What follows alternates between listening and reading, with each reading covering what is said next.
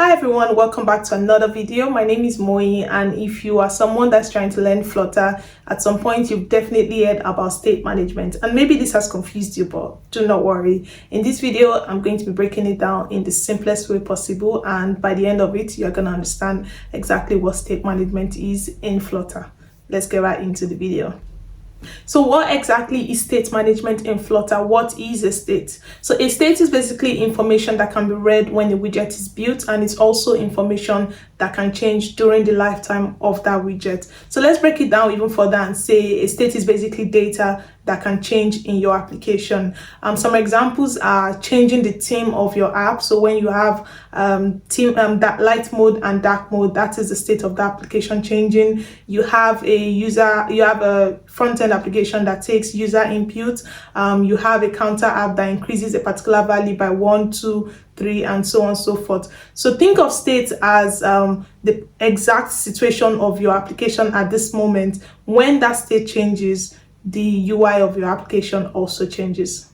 So why does state management matter? What is so important about it? Well, if you don't manage your state properly, your application can become very messy and hard to fix. You will definitely encounter issues like your data not updating, your UI not refreshing as expected, and then your code can become confusing.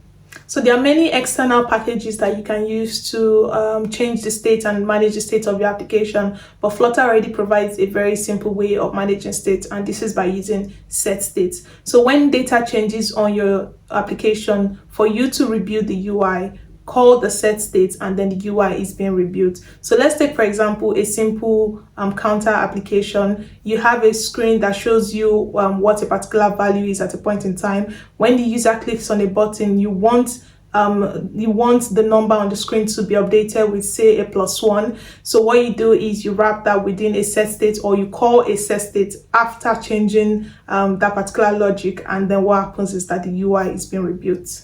So there are cases in which set states might not be enough, and that's because it can work well for smaller projects, but as you scale and build bigger applications, it might not scale just as well. And that's because it can be hard to manage across multiple screens, and if not done properly, it can make your code very messy. So what are the options? Well, there's a beginner-friendly choice, which is by using Provider. A provider can help you to share data across multiple screens in a very clean way. And then there's also the option of using Riverpod.